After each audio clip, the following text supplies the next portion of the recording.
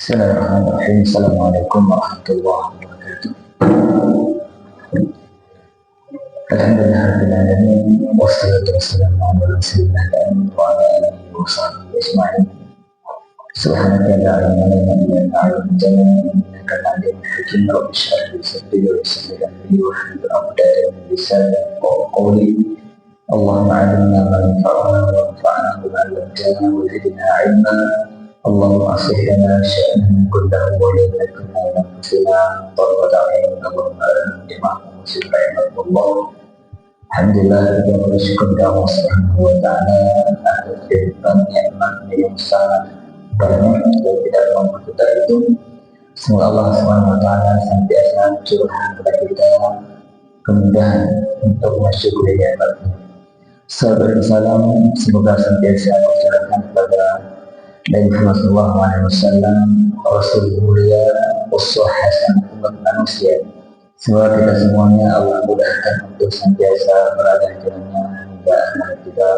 Amin. Jamaah kaum muslimin, insyaallah pada pertemuan pagi hari ini kita akan kembali lanjutkan pembahasan kita Al-Nawawiyah karya Imam Abu Zakaria Yahya Syaraf An-Nawawi rahimahullah ta'ala. Alhamdulillah kita telah memasuki hadis yang ke-16. Qala musannif rahimahullah ta'ala al-hadits as-sadis 'ashar. An Abi Hurairah radhiyallahu anhu anna rajulan qala an-nabi sallallahu alaihi wasallam awsini faqala la tarqub faradda miraran qala la tarqub rawahu al-Bukhari.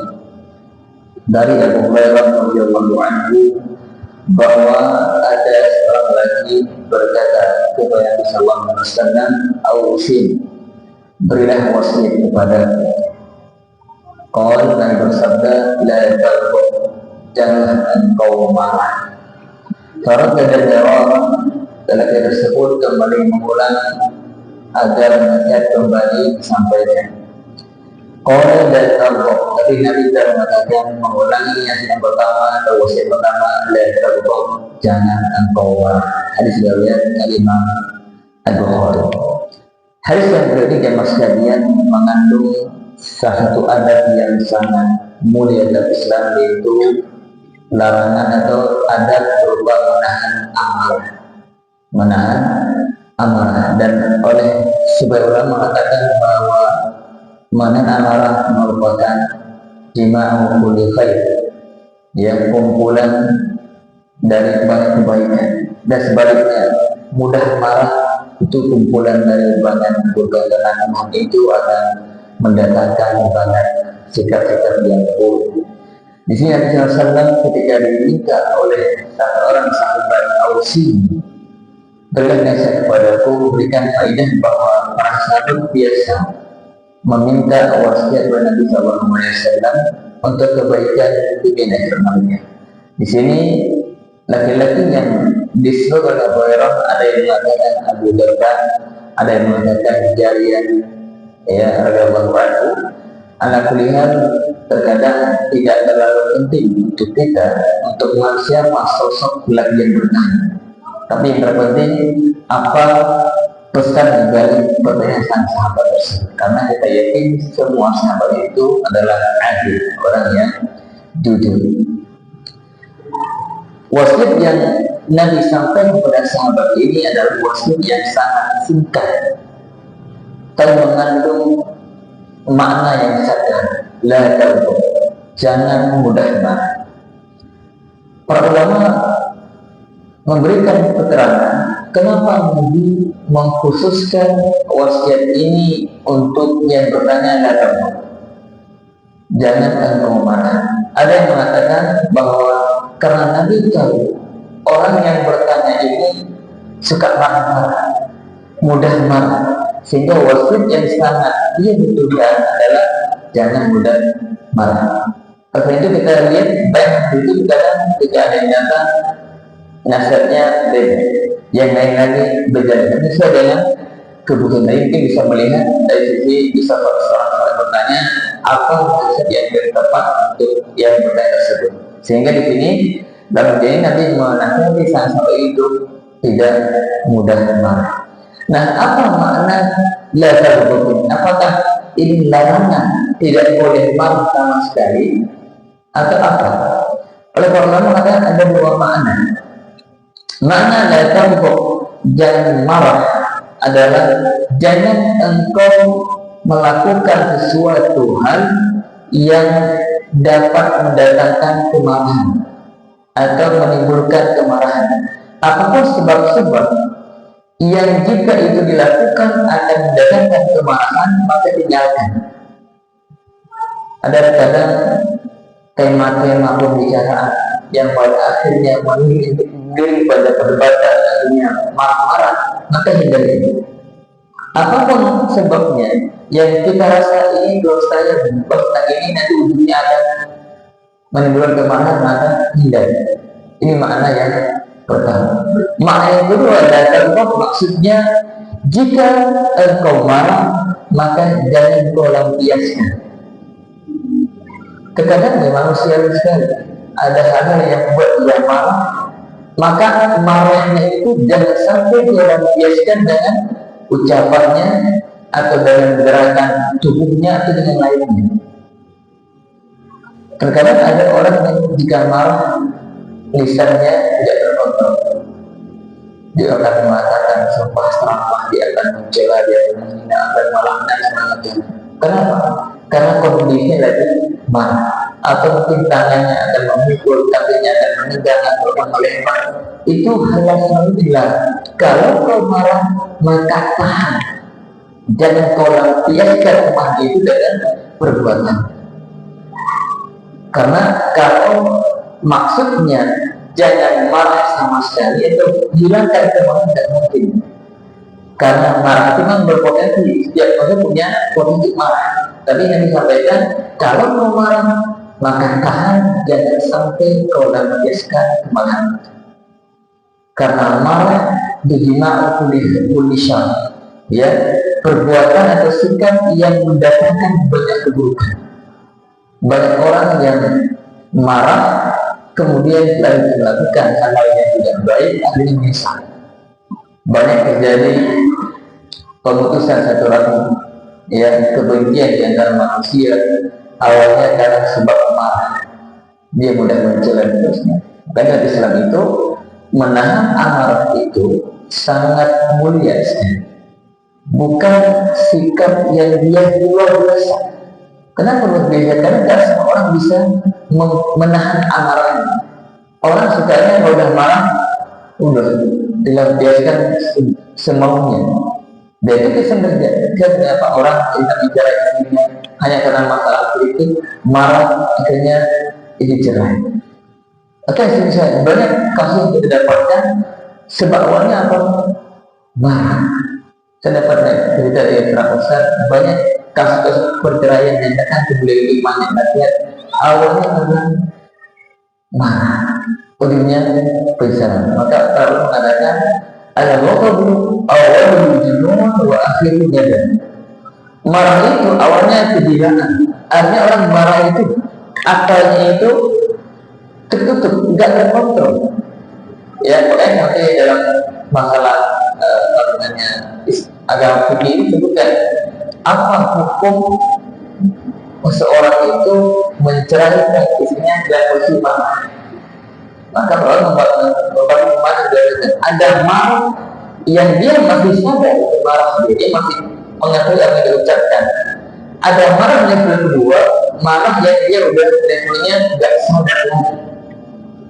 Maka kata ulama, kalau dia bicara dengan posisi marah yang sudah tidak sadar, dia maka tidak jadi bertahan. Karena dianggap itu seperti gila. Karena itu dalam menunjukkan bahwa qadhi hakim di mahkamah itu nggak boleh dia memutuskan satu hukum, satu kasus permasalahan ketika dia sedang marah. Kenapa? Karena tidak akan seimbang dalam menilai atau menggaris sebuah kasus. Jadi marah itu jima'u kulisyan, satu sikap yang dapat menyebabkan timbulnya banyak keburukan. Maka kita sebagai seorang muslim berusaha semaksimal mungkin jika kita marah maka jangan marah. Dalam Al-Quran disebutkan tentang salah satu sifat orang yang bertakwa yang Allah jadikan surga kepadanya. Wasari'u ila maghfiratin min rabbikum wa jannatin 'arduha as-samawati wal ardu u'iddat lil muttaqin. Surga yang Allah siapkan untuk orang-orang yang bertakwa. Siapa mereka yang bertakwa itu? Perhatikan surga mereka, alladzina yunfiquna fis sarra'i wad dharra. Mereka itu yang biasa berinfak baik di kala lapang maupun di kala sempit. Ini sikap luar biasa. Kalau orang berinfak di waktu lapang, banyak orang mudah melakukan lebih banyak duit dan banyak harta sendiri. Tapi kalau waktu sempit agak sulit. Tapi ini luar biasa sikap orang bertakwa, jadi penghuni surga. Ya. Yang kedua, wal-kadhimina al-ghaiz, dan mereka yang menahan amarah. Ini pun tidak gampang, makanya itu maksud sifat luar biasa yang dimiliki orang luar biasa orang bertakwa, yang bertakwanya tinggi. Wal-kadhimina al-ghaiz, mereka menahan amarah. Wal-'afina 'anil nas, dan memaafkan. Ini level lebih tinggi lagi. Kita marah dan kita menahan amarah, kita tidak melampiaskan dengan tindakan, itu bagus, levelnya tinggi. Ada lebih tinggi lagi sebelahnya, al-'afina 'anil nas, memaafkan orang yang membuat kita marah. Ini juga level lebih tinggi. Orang mudah mungkin dia tidak marah, tidak melampiaskan ini, dia sangat menahan. Tapi ada orang sudah saya maafkan. Ini juga tidak gampang. Ini ada orang kita marah, nah kita memang marah kita tidak akan dilampiaskan, tapi untuk memaafkan kayaknya masih belum, nggak mudah. Ya makanya levelnya sangat tinggi. Jadi yang pertama, menahan amarah itu salah satu sifat orang yang level takwanya tinggi. Di ayat mengatakan Allah yuhibbul muhsinin. Allah mencintai orang-orang yang ihsan, yang berbuat kebaikan dengan cara berinfak di waktu lapang sempit, dia menahan amarahnya, bahkan dia memaafkan orang yang membuat dia marah. Ini yang pertama, keutamaan orang yang amarah. Yang kedua, Nabi bersabda seperti yang lain, la taghdab wa lakal jannah. Jangan kau marah, bisa kau akan mendapatkan surga. Jadi balasan orang menahan amarah itu surga, bukan ringan, karena berat. Jadi kita menahan amarah itu dapat pahala. Dari marah tahan amarah itu akan mendatangkan pahala, bahkan Allah menjadikan surga yang luar biasa. Yang ketiga jemaah sekalian, Nabi mengatakan hal yang lain, laisa syadidu bisurah, innama syadidu man yamliku nafsahu indal ghadab. Sejatinya orang yang kuat itu bukanlah orang yang mampu mengalahkan orang lain dalam berbulan. Mungkin yang pada manusia itu tidak dia mampu mengalahkan orang lain itu orang kuat, hebat. Tapi nanti mengenali tak begitu. Beliau mengatakan bukanlah orang yang kuat yang dia itu yang bisa mengalahkan dalam pergulatan. Inna syadidu alladhi yamliku nafsahu indal ghadab. Orang yang kuat itu orang yang mampu menahan amarahnya ketika dia marah. Ini orang kuat, mampu dia menahan emosinya, tidak melampiaskan emosinya. Juga disebutkan yang lain antara keutamaan menahan amarah adalah barang siapa yang mampu menahan amarah, padahal dia mampu melampiaskannya, maka nanti dia diperintahkan akan pilih bidadari yang dia sukai. Ini bahasa di surga, ya. Diberikan kebebasan untuk memilih bidadari yang dia sukai. Ini diantara keutamaan menahan amarah. Jadi jemaah sekalian, kalimat la taghdab, jangan kau marah, secara umum mengandung dua makna. Yang pertama, hindari sebab-sebab yang mendatangkan kemarahan. Apa bentuknya? Dan masing-masing kita tahu apa yang kadang membuat kita emosi, maka hindari. Yang kedua, dan tetap artinya jangan engkau lampiaskan kemarahan. Ketika kita marah, maka tahan, jangan sampai kita melampiaskannya dengan ucapan atau dengan perbuatan atau yang semisalnya. Ya, bagaimana caranya kita bisa menahan itu? Ingat akan keutamaan menahan amarah. Sifat orang-orang yang bertakwa yang Allah jadikan sejarah mereka. Allah memberikan sejarah mereka dan Allah memberikan kebebasan untuk memilih pilihan itu mereka yang mampu menahan amarah. Dan juga ingat keburukan melampiaskan kemarahan itu. Kemarahan yang dilampiaskan akan menimbulkan banyak kerusakan, banyak akhlak-akhlak buruk yang muncul awalnya karena sebab marah. Makanya ingat keutamaan menahan marah dan ingat juga bahayanya melampiaskan kemarahan. Mudah-mudahan begitu kita bisa menahan amarah kita. Dan masalah marah dan sebagainya ini mencakup banyak hal. Baik kita dalam berinteraksi dengan keluarga kita, istri kita, anak-anak kita, ini perlu kita kelola jiwa kita. Jangan sampai kita melampiaskan amarah kita pada istri kita, anak kita, yang padahal kita menyesal. Tadi saya mendengar sebuah kisah dari Pak Ustaz. Ada seorang bapak ternama sama anaknya ditarik tangan sampai lupa bapak sakit. Siapa yang repot? Orang tua repot bahwa anak sakit, rumah sakit, dia belum sakit. Sebenarnya apa? Marah. Karena marah yang tidak dikontrol, akhirnya tindakannya mencelakakan anak sendiri. Akhirnya menyesal. Dulu juga saya pernah dengar sebuah kisah dari Malaysia. Ada seorang bapak ketika pulang melihat mobilnya itu jadi sama anaknya, goresan-goresan mobil baru itu. Bapaknya datang menjadi marah luar biasa. Akhirnya itu anak dipukul, dihantam, akhirnya ke rumah sakit. Kenapa itu?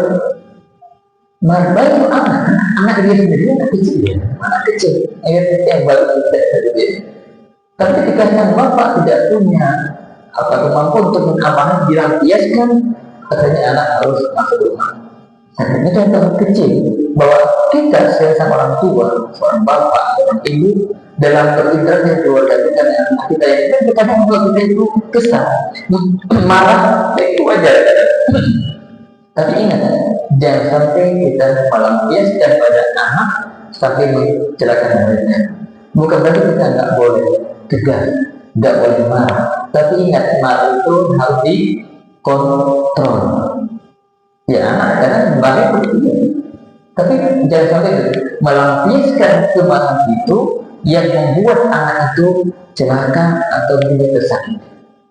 Ya, juga istri kita ada masalah yang mulai dari keluarga itu. Tapi ketika kita marah jangan sampai mengeluarkan atau menimbulkan masalah baru dari cerailah atau membentak atau mencela atau menghina. Itu semuanya sikap buruk yang ditimbulkan oleh kemarahan. Maka harus waspada. Juga kita jaga amarah kita berinteraksi dengan orang lain, dalam sekitar kita, di keluarga, kerabat-kerabat itu. Ya terkadang namanya manusia nggak semua ketika berinteraksi itu ya sesuai dengan hati kita. Ada saja masalah terjadi. Maka ingat bahwa menahan amarah itu ada keutamaan khusus.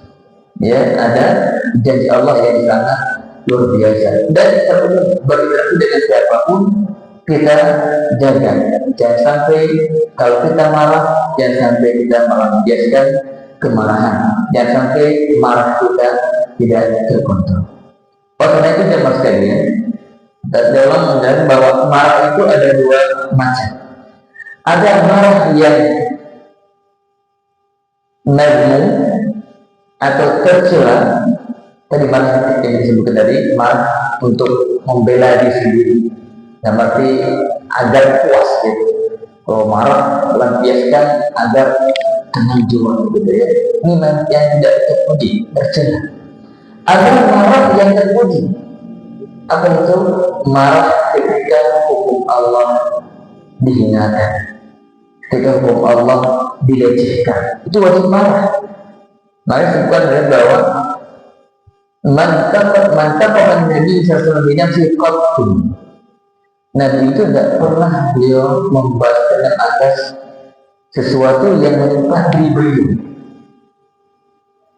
Tapi tidak untuk alhamdulillah, maka tapi ketika hukum Allah dijatuhkan, beliau marah luar biasa.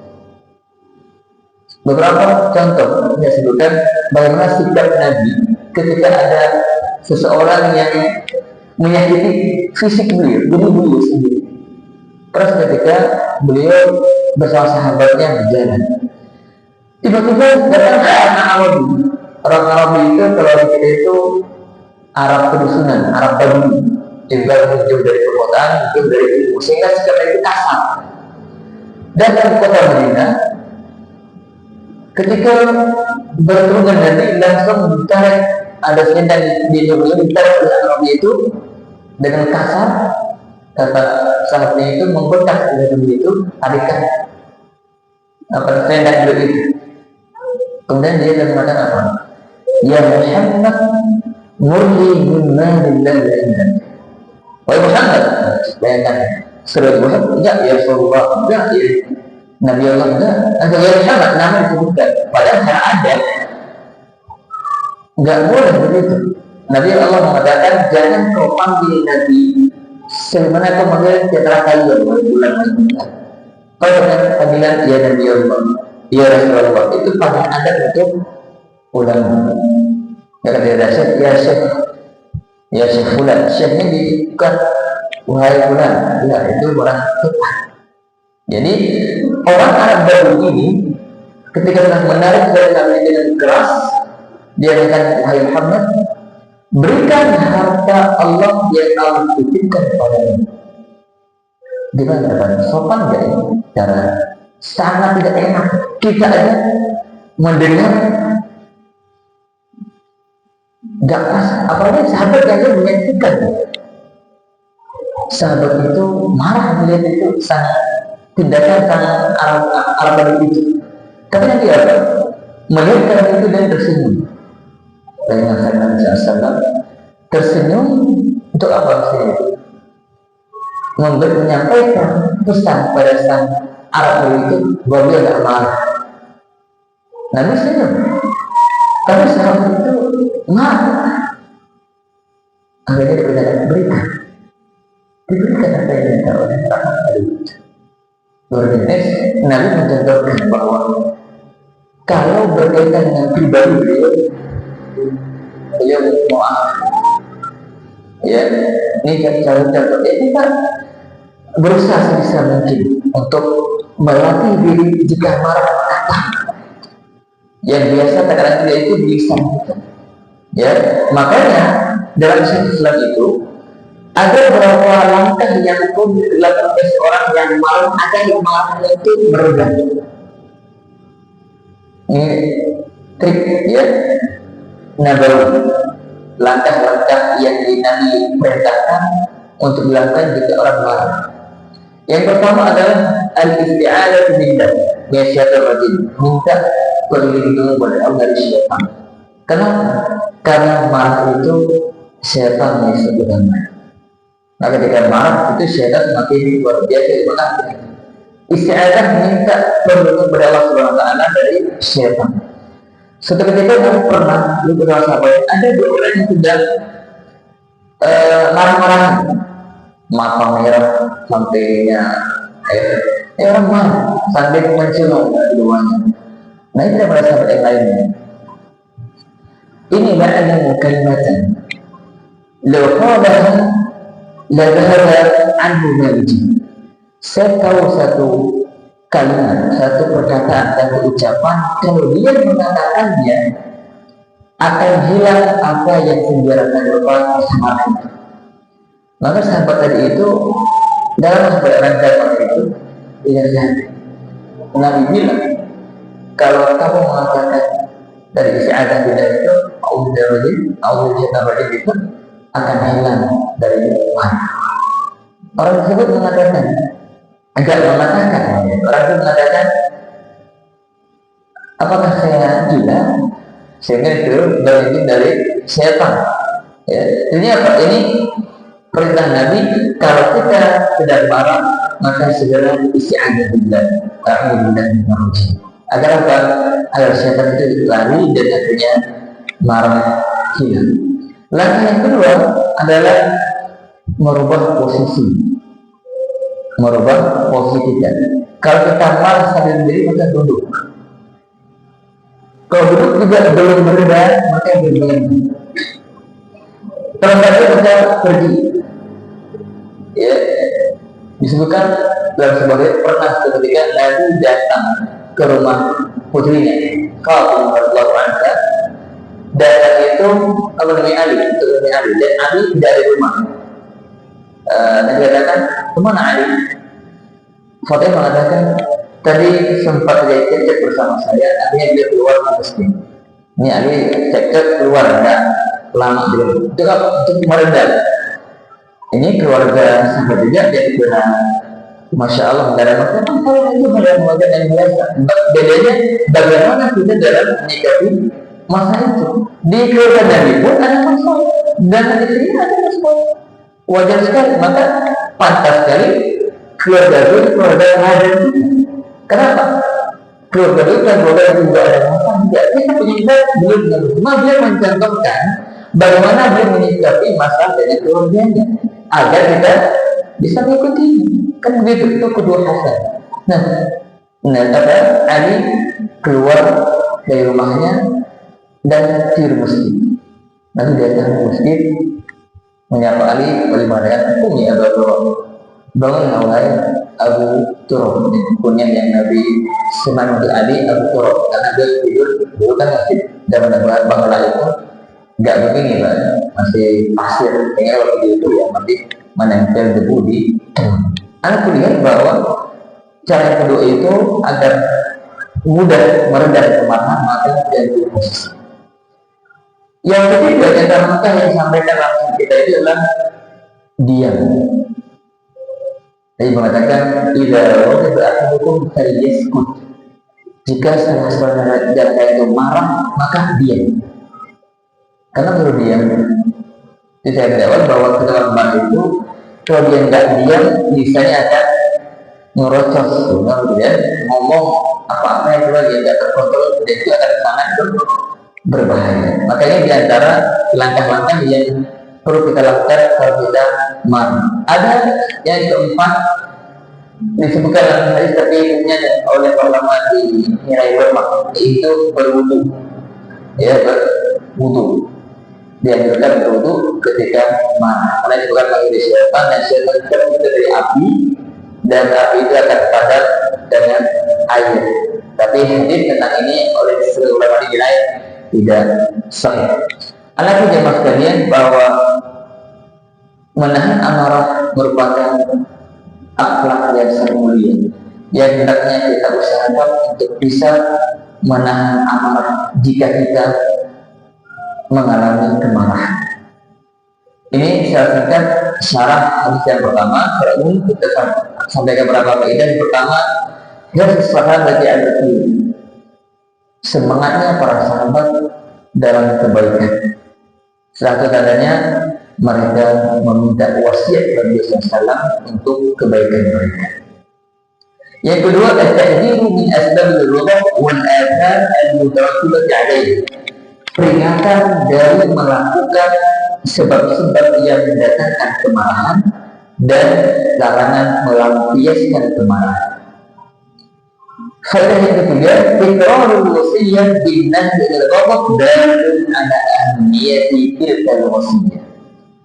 Pengulangan Nabi terhadap wasiat yang disampaikan la taghdab sampai dia kan dulu jangan marah. Ini menunjukkan pentingnya wasiat ini.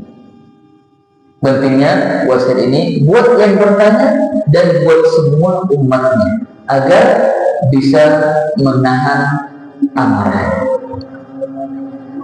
Kemudian sekalian hadis yang ke-17 lanjutkan Al-hadits as-sabi' asyar. An Abi Ya'la Shaddad bin Aus radhiyallahu anhu anna Rasulullah sallallahu alaihi wasallam qala inna Allah kataba al-ihsana ala kulli shay' fa idza qataltum fa ahsinu al-qitlah wa idza dhabhtum fa ahsinu al-dhabha wa liyuhidda ahadukum shafratahu wa liyurih dhabihatahu rawahu Muslim. Dari Abu Ya'la Shaddad ibni Aus radhiyallahu anhu dari Nabi sallallahu alaihi wasallam bahwa beliau bersabda, sesungguhnya Allah memerintahkan berbuat baik dalam segala hal. Apabila engkau membunuh, maka berlaku baiklah dalam membunuh. Wa idza dzabhtum fa'tadibha, jika kalian menyembelih, maka bersikap baiklah dalam menyembelih. Wa yuhidda ahadukum syafratahu wa liyahda bihadum, dan kalian menajamkan pisau sembelihannya dan hendaklah membuat hewan sembelih nyaman. Hadis ini jamaah sekalian merupakan hadis yang sangat luar biasa juga, mengandung akhlak yang baik dalam berinteraksi kepada Allah dan juga kepada hamba Allah Subhanahu wa taala. Nabi bersabda, "Innallaha kataba al-ihsana ala kulli syai'." Allah telah kata itu dalam istilah syar'i itu bisa bermakna amara, memerintahkan atau mewajibkan. Dia Allah firmankan di Al-Baqarah ayat 103, ya ayyuhallazina amanu kutiba alaikumusiyam. Apa terjemahannya? Kalau beriman diwajibkan, diperintahkan, difardukan kepada kalian berpuasa Ramadan. Di sini sebenarnya Allah memerintahkan kalian untuk berlaku ihsan, bersikap baik dalam segala hal, dan ini mencakup baik ihsan kepada Allah dan ihsan kepada hamba Allah dan juga ihsan kepada hewan, makhluk Allah dari hewan. Yang pertama, ihsan kepada Allah Subhanahu wa taala kita pernah sampaikan di hadis yang kedua ketika Jibril bertanya tentang fa'akhbirni 'anil ihsan. Apa kata Nabi sallallahu alaihi wasallam? Al-ihsan an ta'budallaha ka'annaka tarahu fa in lam takun tarahu fa innahu. Ihsan itu, ihsan kepada Allah artinya engkau beribadah kepadanya seakan engkau melihat Allah. Jika tidak mampu, maka yakinlah bahwa Allah melihatmu. Ini level ihsan dalam beribadah kepada Allah Subhanahu wa taala. Artinya di setiap ibadah kita hadirkan diri kita bahwa Allah sentiasa melihat kita, itu yang paling minimal. Kalau ini kita lakukan, saya sampaikan, kita akan semakin semangat dalam beribadah. Kenapa? Karena kita yakin ibadah kita itu dilihat Allah dan akan diberi ganjaran inilah, tidak sia-sia. Dan ketika di dunia kita bekerja, semangat bekerja karena apa? Karena yakin di akhir bulan ada imbalan, ada gaji, semangat. Walaupun masya Allah luar biasa capek, semangat. Kenapa? Ada gaji di akhir bulan yang sana, ya. Betul dengan ibadah akhirat. Kalau kita punya keyakinan kuat bahwa Allah melihat kita dan melihat setiap apa yang kita kerjakan, dan kita akan dapatkan di surga, insya Allah itu akan mendorong kita untuk menjadi semangat. Dan dalam ihsan beribadah itu levelnya ada yang wajib, ada yang mustahab. Orang mengatakan dalam masalah melakukan kewajiban kepada Allah Subhanahu wa taala, itu levelnya melakukan contoh di sholat, kita kerjakan level-level yang atau hal yang bersifat wajib pada sholat, itu level ihsan yang wajib. Jika tambah yang sunnah-sunnah, itu harus semakin baik lagi. Dalam hal meninggalkan larangan dan kita tinggalkan semuanya yang haram, itu ihsan kepada Allah. Ya, kalau kita masih menjalankan kewajiban atau terjadi dalam yang haram, maka level ihsan kita itu kepada Allah masih kurang. Kemudian juga ada ihsan kepada manusia. Bersikap baik pada manusia itu bertingkat-tingkat juga. Mereka yang paling benar untuk mendapatkan ihsan kita, perlakuan baik kita adalah keluarga kita, orang tua kita, istri kita, anak-anak kita, kerabat-kerabat kita dan sekitarnya. Itu mereka orang-orang yang paling baik untuk mendapatkan ihsan dari kita, perlakuan baik dari kita. Jangan sampai kita dengan manusia di luar sana masya Allah baik, tapi sama keluarga tidak baik, sama kerabat tidak baik. Itu kurang tepat. Kenapa? Karena mereka orang-orang dekat kita yang paling utama untuk mendapat kebaikan kita. Bahkan dalam berinfak juga yang sekalian, dan Islam itu diatur. Karena ada orang itu kalau berinfak untuk orang yang jauh, untuk misalnya untuk masjid misalnya ya, untuk fakir miskin, untuk anak yatim, merasa insya Allah luar biasa saya infak banyak untuk fakir miskin, untuk anak yatim. Tapi ketika dia berinfak untuk kerabatnya kayak biasa aja. Nah, dari Islam itu berinfak pada kerabat itu lebih besar pahalanya, keutamaan dibandingkan dengan bukan kerabat di luar sana. Kenapa? Dia mengatakan karena ketika seorang itu berinfak untuk kerabatnya yang dibutuhkan, ada dua nilai kebaikan. Nilai pertama itu setelah tahun terjadi oleh kerabat yang itu bisa membantu kebutuhan kerabat kita.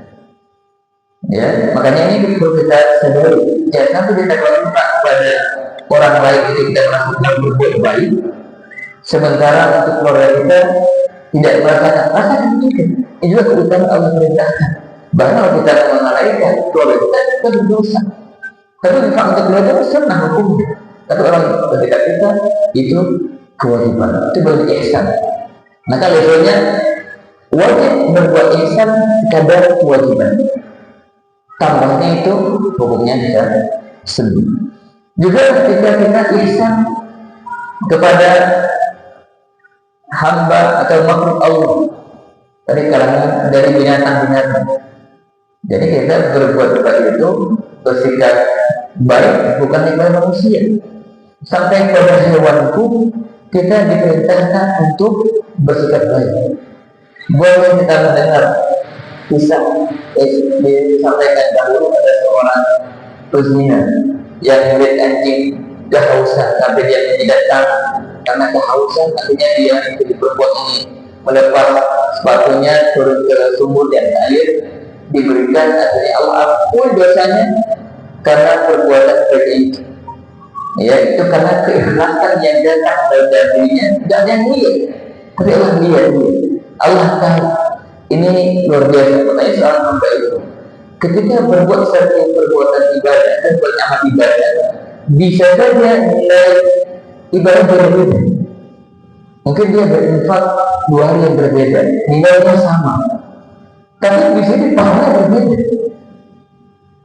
Kenapa? Itu karena hatinya. Dorongan hati dia berinfak pertama mungkin lebih kuat daripada yang kedua, sehingga nilai ibadah itu sangat dipengaruhi oleh bagaimana suasana hati sang hamba ketika dia berbuat kebaikan. Semua sama. Dalam sholat kita juga hati itu akan mempengaruhi nilai pahala kita. Dan nanti Pak sampaikan bahwa seorang itu dia bisa dapat pahala seper-10-nya, seper-9-nya, seper-7-nya, seper-6-nya seterusnya. Kenapa? Itu bagaimana kadar hatinya bisa kok sholat. Jadi kemudian hadis bahwa ihsan itu ihsan pada Allah, bermakhluk kepada Allah dan bermakhluk Allah itu binatang. Berbuat baik ke binatang itu pun memiliki nilai pahala yang luar biasa. Nah, di sini bisa sampaikan setelah beliau menyebutkan innallaha kataba al-ihsana ala kulli syai', Allah telah menetapkan ihsan agar berbuat baik dalam segala hal. Kemudian Nabi contohkan beberapa model bentuk ihsan kepada hamba Allah atau pada makhluk Allah yang lainnya seperti binatang. Apa namanya? Fa idza qaltum fa ahsinu qitlah. Jika kalian membunuh, maka bunuhlah dengan cara yang baik. Nah, pembunuhan yang dimaksud ini adalah pembunuhan pertama ketika jihad. Dalam jihad itu, seorang muslim ketika membunuh tidak sembarangan. Ada aturan dari Islam dan jihad itu. Nggak boleh membunuh anak-anak, nggak boleh membunuh wanita, nggak boleh orang tua yang nggak terlibat perang. Itu nggak boleh mutilasi. Jadi kalau bunuh ya bunuh saja, tidak boleh disoalkan sehat, itu nggak boleh bisa. Maka tak fitnah, ya. Juga dalam masalah kisos, ya, karena ke hukum saya tegakkan dan kisos nanti pancung, ya, penggawean dan yang ada yang murtad. Apa hukum murtad itu? Orang murtad Islam itu penggal, dibunuh. Mandar dari maksud yang menggantikan agamanya maka bunuh dia. Maka cara bunuh yang paling cepat itu dengan dipenggal lehernya dan selesai, putus. Dari tempat itu selesai. Itu ihsan dalam memberi Islam itu. Sampai dalam hal membunuh seperti itu juga diperhatikan agar belakang kita itu kembali. Ini dalam hal pembunuhan. Apakah berlaku juga kisos? Ada orang membunuh orang lain dan jaraknya dimutilasi, kemudian ketangkap. Ini kita berbeda dan ketika hukum Islam ditegakkan di bawah naungan Khalifah Islami, itu hukum semua ditegakkan. Nah, ada orang yang memutilasi orang lain, kemudian ditangkap, diadili dan itu dia yang memutilasi.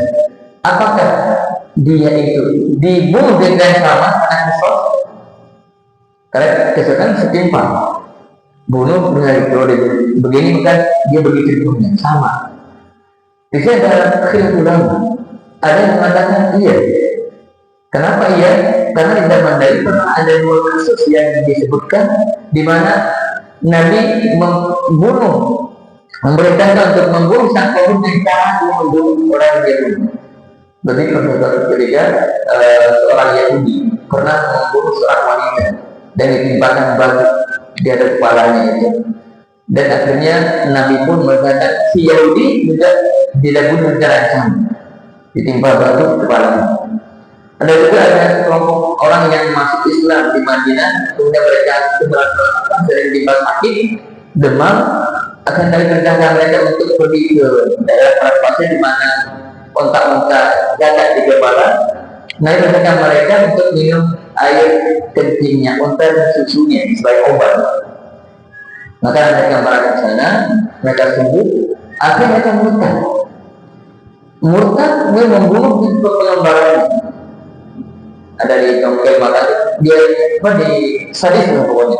Akhirnya sampailah ke Rasulullah dikejar mereka semua dan mereka pun dibunuh dengan cara mereka membunuh si pembantu. Hari ini oleh sebagian ulama dikatakan maka kisah itu sama berlaku juga kalau dibunuh dengan dipukul pakai A, maka dia juga dipukul pakai A dan seterusnya, ya.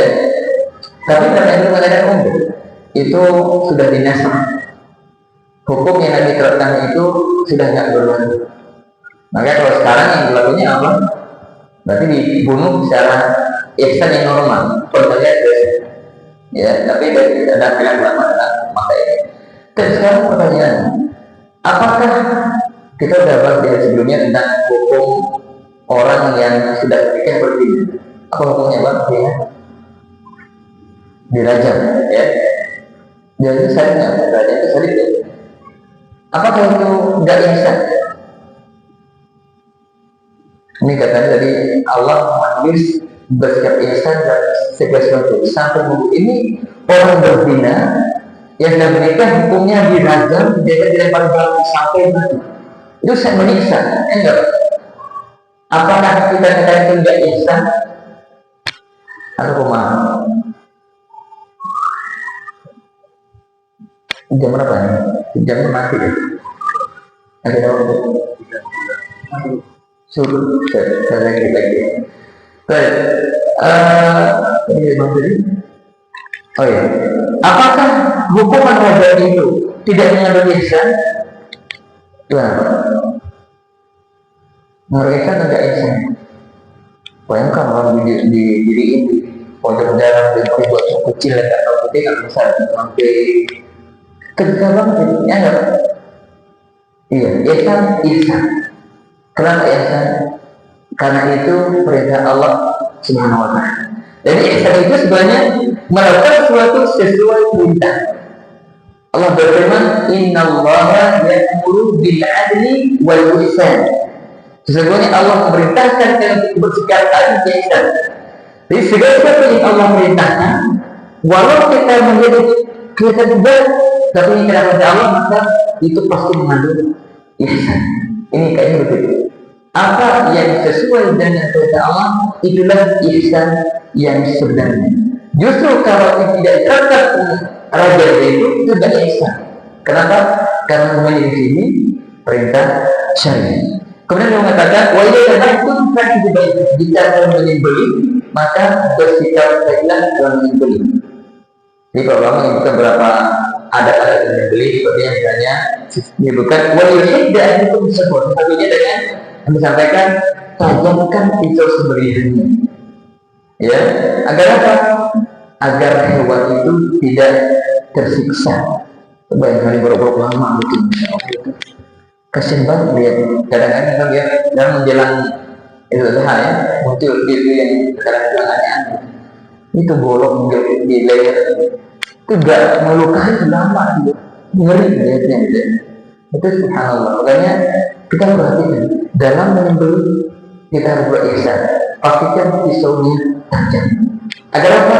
Agar si hewan itu tidak mati dua kali. Jadi biar tidak tersiksa dengan pisau yang tumpul.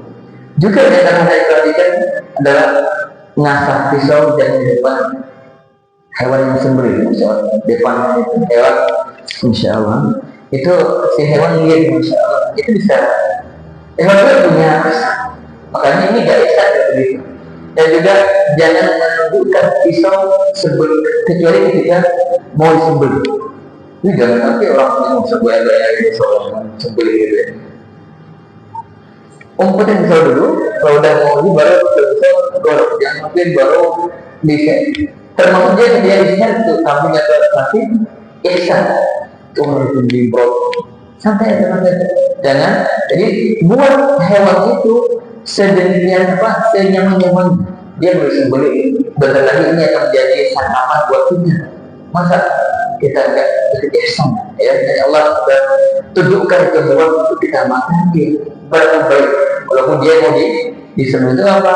Untuk membuat kenyamanan bagi si hewan. Wajib dari hewan buat si sembelihan itu apa namanya tenang dan nyaman, ya, dan mudah ketika dia mati. Saya sampaikan terakhir faedah hari ini.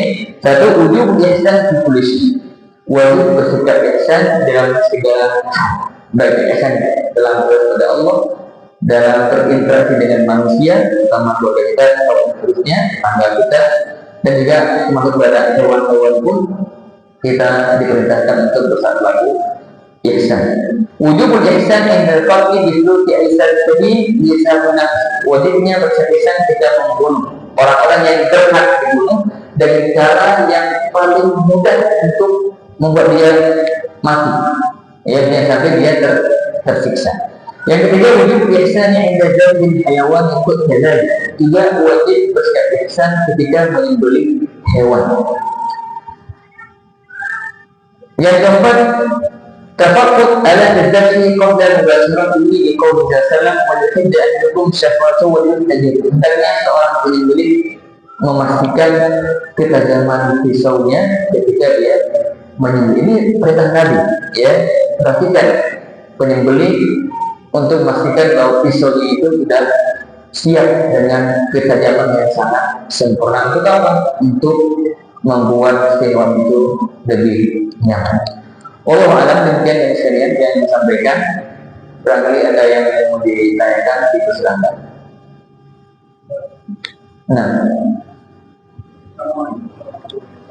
Wassalam. Dan marah.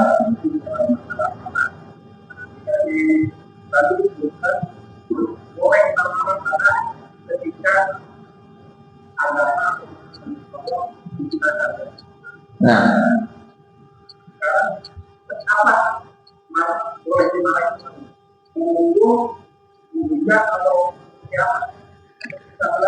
nah,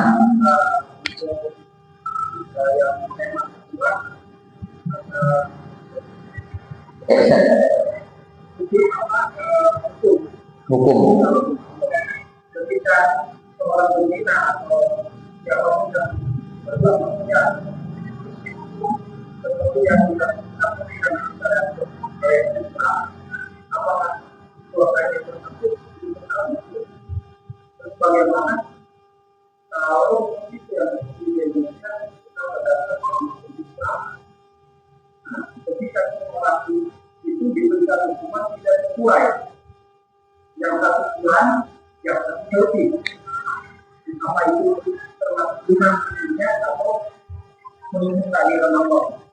Nah, baik.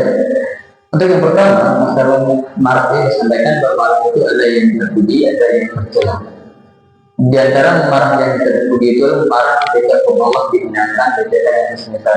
Nah, pertanyaannya, bagaimana bentuk marah kita terhadap hukum Allah yang dilecehkan dan dihinakan? Kata para ulama bahwa marah itu terpuji, tapi melampiaskan marah dari cara yang tidak baik itu tidak terpuji. Contoh begini, semua kita akan merasa marah ketika hak Allah dilecehkan, benar nggak? Seorang itu pasti marah. Tapi yang jadi pertanyaan, bagaimana bentuk marah itu? Apakah kita tunjukkan dengan terjemahannya, menghujatnya atau seperti apa? Nah, di sini yang harus kita perhatikan, ya. Secara marah kita memang diperintahkan untuk berbudaya pahaman, tapi dalam tindakan itu akan melihat kemaslahatan yang ada. Tidak boleh kita sembrono dalam kata-kata berendai. Bukan Allah dihinakan, tapi betul semuanya kita enggak juga. Kita harus memperhatikan kemaslahatan yang ada, dan sampai kemarahan kita ini akan menimbulkan masalah atau mudarat yang lebih besar. Kalau tadi mungkin dicontohkan, apakah kita memukul? Tidak boleh memukul. Ya, itu ada hukumnya. Kan kita hidup di suatu tempat apa namanya yang memang ada hukum yang berlaku, hukum positif ya. Tapi itu kalau kita itu akan ada efek, kami kita harus berhati-hati. Ya, kan kita tidak menghujat. Apakah kejadian itu akan bermanfaat? Ini semuanya kembali ke kemaslahatan. Intinya bahwa yakin sampai itu marah itu harus. Tapi yang perlu diperhatikan marah, cara namanya bentuk kemarahan kita jangan sampai salah dalam melampiaskan kemarahan. Contoh misalnya kita lihat orang yang bermuhammad, dengan itu maksiat ya, kita malah itu kemaksiatan. Marah kan di hati orang. Kita datang untuk jam 5 kita pukul itu orang, itu terpuji enggak? Enggak. Kenapa? Itu tindakan yang berulang-ulang. Tapi kita marah karena itu dilanggar Allah, itu wajar, itu wajar. Tapi ketika kita mukul dia, menunjuk dia dari yang bermaksiat itu, maka itu tidak dibenarkan. Makanya lagi bahwa kalau kita sedang hidup di negara ini, ya kita pun sebagai muslim, di samping kita dari itu lakukan yang kewajiban kita, tapi jangan bertindak. Ini kita tidak boleh sekurang-kurangnya. Ya, kita perlu bertanya kepada para ulama seperti apa saja sikap, jangan sampai kita modal semangat yang menggebu-gebu akan nanti melahirkan tindakan yang itu mungkin menyimpang dari syariat. Itu yang perlu kita waspada. Makanya kita tidak bisa memberikan satu kaidah kita marah apa yang kita lakukan. Ya, karena ini kondisi bisa berbeda-beda. Ya, itu kembali di mana sikap para ulama yang kita diminta untuk apa sikap marah kita setiap bentuknya. Itu mungkin akan disampaikan oleh orang-orang yang sudah berpengalaman yang mengerti apa hal tersebut terjadi. Jadi kita tidak bisa mengeneralkan satu sikap marah kita harus begini. Kita bisa mengatakan demikian. Baik, itu yang pertama. Yang kedua, masalah ketika seorang yang melanggar larangan Allah, seperti misalnya berzina, lantas dihukum di dunia dan hukum had yang sudah ditetapkan Islam, maka had itu akan menghapus dosanya. Dan dia mencuri potongan dan demikian dosa itu selesai. Itu sebagai kafar, maknanya kafar akan dosanya, pelebur dosanya atau menghapus dosa. Jadi kan dia berzina, kemudian dirajam, maka dia selesai dosanya, enggak akan lagi nanti dituntut di akhirat. Kemudian juga ada ketika ada orang yang berzina kemudian ataupun yang semisalnya yang harus diambil hukum syariat tidak sesuai syariat, apakah hukum itu akan juga mengurangi kadar dosanya atau menghapus dosanya? Wallahu a'lam. Saya nggak tahu apakah itu, karena ini pertama kan tidak syariat. Apakah itu akan sama efek samping dari yang buka dosa itu atau tidak? Wallahu a'lam. Saya belum bisa menjaga baik sempurna. Nah, baik, ada lagi? Baik, insyaallah ada. Cukup ya. Baik, semoga yang kita sampaikan ini bisa kita pahami dengan baik dan kita amalkan. Yang pertama adalah masalah menahan diri dari marah. Kalau kita marah, maka jangan sampai kita malah membiasakan. Ingat tadi itu macam-macam yang perlu kita lakukan ketika kita terpacu ada hal yang itu kemana kita bisa mengontrol diri kita yang sampai terlibat dalam hal yang Allah inginkan. Yang kedua, al-ihsan dalam sesuatu kita usahakan semakin mungkin dalam berdoa kepada Allah, dalam berdoa kepada manusia dan sebagainya. Karena semua itu merupakan bagian dari perintah syariat. Allah alam. Semoga bermanfaat. Subhanallah wa bihamdihi, asyhadu an la ilaha illa anta, astaghfiruka wa atubu ilaik. Assalamualaikum warahmatullahi wabarakatuh.